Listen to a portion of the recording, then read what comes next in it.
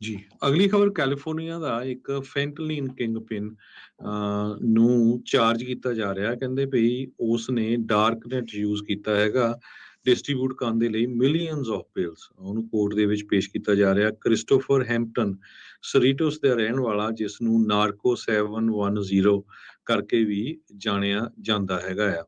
ਕਹਿੰਦੇ ਵੀ justice department ਨੇ ਇਹ ਕਿਹਾ ਆ, ਓਪੀਆਈਡ ਜੋ ਖਾਸ ਕਰਕੇ ਫੈਂਟਲਿਨ ਆ, ਇਹ ਅਮਰੀਕਨਸ ਨੂੰ ਅਨਪ੍ਰੈਸੀਡੈਂਟਡ ਲੈਵਲ ਤੇ ਮਾਰ ਰਹੀ ਆ। ਵੀ ਬਹੁਤ ਵੱਡੀ ਗਿਣਤੀ 'ਚ ਅਮਰੀਕਨਸ ਮਰ ਰਹੇ ਆ ਇਸ ਪਿਲ ਨੂੰ, ਇਹ ਜਿਹੜੀ ਹੈਗੀ ਆ ਫੈਂਟਲਿਨ ਖਾਣ ਦੇ ਨਾਲ। ਕ੍ਰਿਸਟੋਫਰ ਹੈਂਪਟਨ ਸਰੀਟੋ ਦਾ ਰਹਿਣ ਵਾਲਾ ਆ। ਇਸ ਨੂੰ ਫੈਡਰਲ ਗ੍ਰੈਂਡ ਜੂਰੀ ਨੇ ਪਿਛਲੇ ਹਫ਼ਤੇ ਇੰਡਾਈਟ ਕੀਤਾ ਹੈਗਾ। ਕਹਿੰਦੇ ਭਈ ਇਸ ਤੋਂ ਵੱਡੀ ਗਿਣਤੀ ਦੇ ਵਿੱਚ ਫੈਂਟਲਿਨ ਖਰੀਦੀ ਗਈ। ਇੰਗਲਵੁੱਡ ਦੇ ਵਿੱਚ ਇਹ ਆਪਣੀ ਲੈਬ ਆ ਉਹ ਚਲਾ ਰਿਹਾ ਸੀਗਾ। ਉਸ ਨੂੰ ਹੁਣ ਨਵੰਬਰ 23 ਨੂੰ ਅੱਜ ਅਰੇਂਡ ਕਰਨਾ ਸੀ ਲਾਸ ਐਂਜਲਸ ਦੀ ਫੈਡਰਲ ਕੋਰਟ ਦੇ ਵਿੱਚ। 11 ਕਾਊਂਟ ਉਹਦੇ ਤੇ ਨੈਰਕੋਟਿਕਸ ਤੇ ਵੈਪਨ ਅਫੈਂਸਿਸ ਦੇ ਲਾਏ ਗਏ ਆ। ਤੇ ਜੇ ਉਹ ਚਾਰਜ ਹੋ ਜਾਂਦਾ, ਹਜੇ ਤੱਕ ਕੋਰਟ ਦਾ ਅਪਡੇਟ ਨਹੀਂ ਆਈ, ਤੇ ਉਸ ਨੂੰ ਲਾਈਫ ਸੈਂਟੈਂਸ ਦਿੱਤੀ ਜਾਊਗੀ। ਇਹ ਸਾਰੇ ਕਾਸੇ ਦੇ ਵਿੱਚ FBI, DEA, HSI, bureau of alcohol, tobacco, firearm, explosive ਤੇ US ਪੋਸਟਲ ਸਰਵਿਸ, ਸਾਰੀਆਂ ਆਰਗੇਨਾਈਜੇਸ਼ਨਸ ਇਨਵੋਲਵ ਸੀਗੀਆਂ।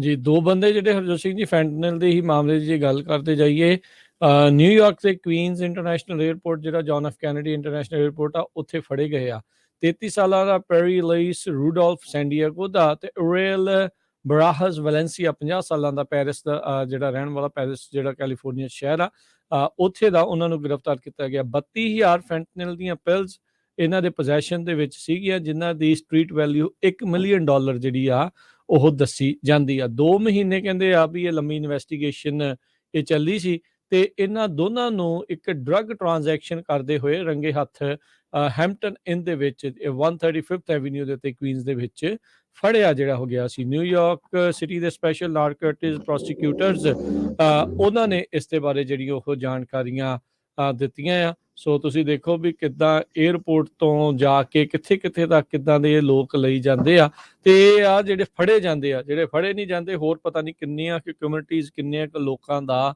ਇਹ ਨੁਕਸਾਨ ਜਿਹੜਾ ਆ ਉਹ ਕਰ ਰਹੇ ਹੋਣਗੇ। ਜੀ ਜੀ, ਬਿਲਕੁਲ। ਅਗਲੀ ਜਿਹੜੀ ਹਰਜੋਤ ਸਿੰਘ ਦੀ ਗੱਲ ਕਰਦੇ ਜਾਈਏ, ਡਰਾਊਟ ਦੇ ਨਾਲ ਜਿਹੜਾ ਕੈਲੀਫੋਰਨੀਆ ਦਾ ਫਾਰਮਲੈਂਡ ਆ ਉਹ ਲਗਾਤਾਰ ਸੁੰਗੜਦਾ ਜਾ ਰਿਹਾ ਆ। ਇਸ ਡਰਾਊਟ ਜੋ ਕਿ ਇੱਕ ਹੁਣ ਕੁਦਰਤੀ ਆਫਤ ਆ, ਇਹ ਕਹਿੰਦੇ ਵੀ ਬਹੁਤ ਵੱਡੇ ਡਿਜ਼ਾਸਟਰ ਦੇ ਵਜੋਂ ਨਜ਼ਰ ਆ ਰਹੀ ਆ। ਹੁਣ ਤੱਕ $1.7 ਬਿਲੀਅਨ ਇਸ ਦੇ ਕਰਕੇ ਲੂਜ਼ ਹੋ ਚੁੱਕਾ ਆ। ਸੈਕਰਾਮੈਂਟੋ ਵੈਲੀ ਦੇ ਵਿੱਚ ਚਾਹੇ ਉਹ ਝੋਨਾ ਹੋਵੇ, ਤੇ ਚਾਹੇ ਜਿਹੜੀਆਂ ਹੋਰ ਬਾਕੀ ਥਾਵਾਂ ਦੇ ਉੱਤੇ ਥਾਂ ਆ, ਉੱਥੇ ਬਹੁਤ ਵੱਡੀ ਮੁਸ਼ਕਲ ਆ ਰਹੀ ਆ। ਇੱਕ ਜਿਹੜੇ ਆ ਰਾਈਸ ਫਾਰਮਰ ਡੌਨ ਬ੍ਰੈਡਸਫੋਰਡ ਦੀ ਜਿਹੜੀ ਇਹਨਾਂ ਨੇ ਗੱਲਬਾਤ ਲਾਸ ਐਂਜਲਸ ਟਾਈਮਜ਼ ਨੇ ਜਿਹੜੀ ਉਹ ਪੇਸ਼ ਕੀਤੀ ਆ, 1800 ਏਕੜ ਫਾਰਮ ਕਰਦਾ ਆ ਝੋਨੇ ਦੀ, ਤੇ ਡਰਾਊਟ ਕਹਿੰਦੇ ਵੀ ਇੰਨਾ ਸਵੀਅਰ ਆ ਵੀ ਉਸ ਨੂੰ ਜਿਹੜਾ ਫਾਰਮਿੰਗ ਦਾ ਏਰੀਆ ਆ ਉਹ ਕੱਟ ਕਰਨਾ ਪੈ ਰਿਹਾ ਆ। ਇਹ ਗਲੈਨ ਕਲੂਸਾ ਇਰੀਗੇਸ਼ਨ ਡਿਸਟ੍ਰਿਕਟ ਦੇ ਵਿੱਚ ਪੈਂਦਾ ਆ, ਤੇ ਕਹਿੰਦੇ ਵੀ ਇਸ ਵਾਰ ਉਸਨੇ 1 ਵੀ ਏਕੜ ਪਲਾਂਟ ਨਹੀਂ ਕੀਤਾ ਹੈਗਾ, ਤੇ ਕਹਿੰਦੇ ਵੀ ਇਸ ਵਾਰ ਹੋਰ ਵੀ ਬਹੁਤ ਸਾਰੇ ਜਿਹੜੇ ਫਾਰਮ ਆ ਉਹ ਇਹੀ ਜਿਹੜਾ ਆ ਉਹ ਫੈਸਲਾ ਲੈ ਰਹੇ ਹੈਗੇ ਆ। ਜਿਹੜੇ ਕੈਲੀਫੋਰਨੀਆ ਦੇ ਇਰੀਗੇਟਿਡ ਫਾਰਮਲੈਂਡ ਆ ਉਹ 7,52,000 ਏਕੜ ਦੇ ਨਾਲ ਸ਼ਰਿੰਕ ਹੋਇਆ ਆ, ਘਟਿਆ ਆ। ਇੰਨੀ ਘੱਟ ਜਿਹੜੀ ਆ ਉਹ ਲੋਕਾਂ ਨੇ ਜੇ ਕਹਿ ਲਓ ਵੀ ਬਿਜਾਈ ਜਿਹੜੀ ਉਹ ਕੀਤੀ ਹੈਗੀ ਆ 2019 ਦੇ ਮੁਕਾਬਲੇ 2022 ਦੇ ਵਿੱਚ। ਕਹਿੰਦੇ ਵੀ ਇਹ ਅਨੁਮਾਨ ਲਾਇਆ ਜਾ ਰਿਹਾ ਸੀਗਾ ਵੀ ਮੇਬੀ 5,63,000 ਏਕੜ ਫੈਲੋ ਰੱਖੀ ਜਾਊਗੀ ਜਾਂ ਫੈਲੋ ਹੋਊਗੀ ਫਾਰਮਲੈਂਡ, ਪਰ ਉਹ ਉਸ ਤੋਂ ਉੱਤੇ ਜਿਹੜਾ ਆ ਉਹ ਲੰਘ ਗਿਆ ਹੈ। ਸੋ ਉਹਦੇ ਕਰਕੇ ਕਹਿੰਦੇ ਵੀ ਓਵਰਆਲ US ਨੂੰ ਜਾਂ ਕੈਲੀਫੋਰਨੀਆ ਨੂੰ ਆਪਾਂ ਕਹੀਏ ਤਾਂ $1.7 ਬਿਲੀਅਨ ਦਾ ਜਿਹੜਾ ਨੁਕਸਾਨ ਆ ਉਹ ਝੱਲਣਾ ਜਿਹੜਾ ਉਹ ਪੈ ਰਿਹਾ। ਬਹੁਤ ਸਾਰੇ ਜਿਹੜੇ ਯੂਨੀਵਰਸਿਟੀ ਦੇ ਜਿਹੜੇ ਮਾਹਰ ਆ ਉਹ ਇਸ ਸਾਰੇ ਪ੍ਰਕਰਨ ਨੂੰ ਵਾਚ ਕਰ ਰਹੇ ਆ, ਦੇਖ ਰਹੇ ਆ, ਤੇ ਇਰੀਗੇਟਿਡ ਲੈਂਡ ਉਸ ਦਾ ਜਿਹੜਾ ਏਕੜੇਜ ਲਗਾਤਾਰ ਜਿਹੜਾ ਘਟਦਾ ਜਾ ਰਿਹਾ ਆ। ਵਾਟਰ ਡਾਟਾ ਜੋ ਆ ਰਿਹਾ ਆ, ਕਿੱਦਾਂ ਪਾਣੀ ਕਿੱਥੇ ਤੱਕ ਪਹੁੰਚ ਰਿਹਾ ਆ, ਕਿੰਨਾ ਹੋਊਗਾ, ਕਿੰਨਾ ਕੱਢਿਆ ਜਾ ਰਿਹਾ ਆ, ਉਹਦੇ ਕਰਕੇ ਕਾਫੀ ਚਿੰਤਤ ਨਜ਼ਰ ਆ ਰਹੇ ਨੇ। ਜੀ ਬਿਲਕੁਲ।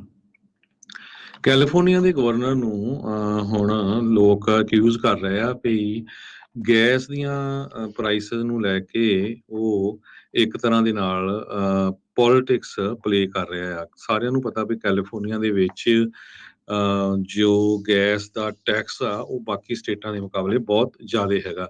ਇੱਕ refinery PVF energy and corporation ਨੇ ਗਵਰਨਰ ਦੀ ਜਾਂ ਕੈਲੀਫੋਰਨੀਆ ਦੇ ਐਨਰਜੀ ਰੈਗੂਲੇਟਰਸ ਦੀ ਇਹ ਜੋ ਰਿਕੁਐਸਟ ਆ ਵੀ ਉਹ ਰੈਗੂਲੇਟਰਸ ਦੇ ਅੱਗੇ ਜੋ ਹੀਅਰਿੰਗ ਹੋਣੀ ਹੈਗੀ ਆ ਗੈਸੋਲੀਨ ਪ੍ਰਾਈਸਿਸ ਵਧਣ ਦੇ ਕਰਕੇ ਉਸ ਦੇ ਅੱਗੇ ਪੇਸ਼ ਹੋਵੇ, ਉਸਨੇ ਨਾ ਕਰ ਦਿੱਤੀ ਆ। ਕਹਿੰਦੇ ਵੀ ਗਵਰਨਰ ਸਾਹਿਬ ਜੋ ਆ ਇਸ ਇਸ਼ੂ ਨੂੰ ਪੋਲੀਟੀਸਾਈਜ਼ ਕਰ ਰਹੇ ਹੈਗੇ ਆ ਤੇ ਕਹਿੰਦੇ ਵੀ ਸਟੇਟ ਦਾ ਫਿਊਲ ਸਪਲਾਈ ਨੂੰ ਕਾਫੀ ਲੰਮੇ ਸਮੇਂ ਤੋਂ ਪ੍ਰੋਬਲਮ ਚੱਲ ਰਹੀ ਸੀ, ਉਸ ਵੱਲ ਇਹ ਜੋ ਧਿਆਨ ਨਹੀਂ ਦੇ ਰਹੇ ਹੈਗੇ।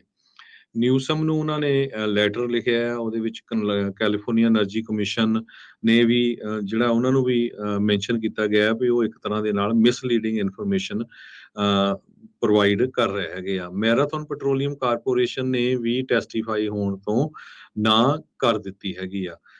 ਫਿਲਿਪ 66 ਨੇ ਕਿਹਾ ਵੀ ਇਹ ਜੋ ਵੈਸਟਰਨ ਸਟੇਟ ਪੈਟਰੋਲੀਅਮ ਐਸੋਸੀਏਸ਼ਨਸ ਹੈਗੀ ਆ ਉਹ ਨਹੀਂ ਪਾਰਟਿਸਿਪੇਟ ਕਰਨਗੇ ਇਹਦੇ ਵਿੱਚ। ਸੋ ਕਾਫੀ ਜੋ ਆਇਲ ਤੇ ਗੈਸ ਕੰਪਨੀਆਂ ਆ ਉਹ ਇਹਦੇ ਵਿੱਚ ਪਾਰਟਿਸਿਪੇਟ ਨਹੀਂ ਕਰ ਰਹੀਆਂ ਹੈਗੀਆਂ। ਐਵਰੇਜ ਅੱਜ ਦੀ ਜੇ ਪ੍ਰਾਈਸ ਦੱਸਦੇ ਜਾਈਏ ਗੈਸੋਲੀਨ ਦੀ ਅਨਲੀਡਡ ਦੀ $5 ਤੇ 15 ਸੈਂਟ ਹੈਗੀ ਆ AAA ਦੇ ਮੁਤਾਬਕ। ਕਿਸੇ ਏਰੀਏ ਥੋੜੀ ਬਹੁਤੀ ਵੱਧ ਘੱਟ ਹੋ ਸਕਦੀ ਆ ਪਰ ਇੰਨੀ ਪ੍ਰਾਈਸ ਚੱਲਦੀ ਆ। PVF ਕੰਪਨੀ ਜਿਹਦਾ ਨਾਮ ਹੈ ਪਹਿਲਾਂ ਤੁਹਾਨੂੰ ਦੱਸਿਆ ਆ, ਉਹਨਾਂ ਨੂੰ ਇਸ ਸਾਲ $3 ਬਿਲੀਅਨ ਦਾ ਜਿਹੜਾ ਪ੍ਰੋਫਿਟ ਆ ਹੋਣ ਜਾ ਰਿਹਾ ਹੈਗਾ।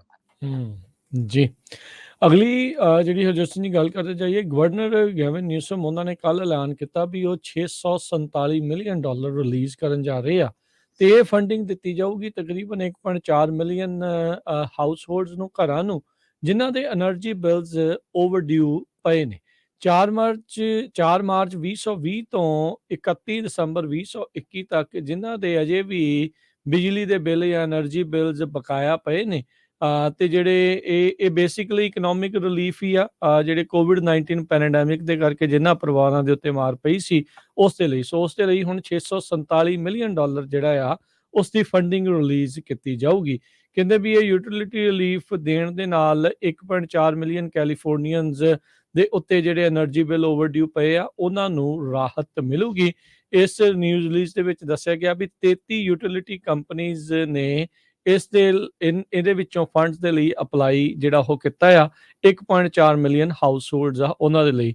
ਸੋ ਇਦਾਂ ਲੱਗ ਰਿਹਾ ਵੀ ਲੋਕਾਂ ਨੂੰ ਦੇਣ ਦੀ ਬਜਾਏ ਜਿਨ੍ਹਾਂ ਦੇ ਵੀ ਬਕਾਇਆ ਪਏ ਨੇ ਸਿੱਧਾ ਕੰਪਨੀਆਂ ਨੂੰ ਹੀ ਸਰਕਾਰ ਵੱਲੋਂ ਜਿਹੜੀ ਆ ਉਹ ਮਨੀ ਦੇ ਦਿੱਤੀ ਜਾਊਗੀ ਤੇ ਜਿਨ੍ਹਾਂ ਦੇ ਓਵਰਡਿਊ ਆ ਤੇ ਫਿਰ ਸ਼ਾਇਦ ਉਹ ਕਲੀਅਰ ਹੋ ਜਾਣ।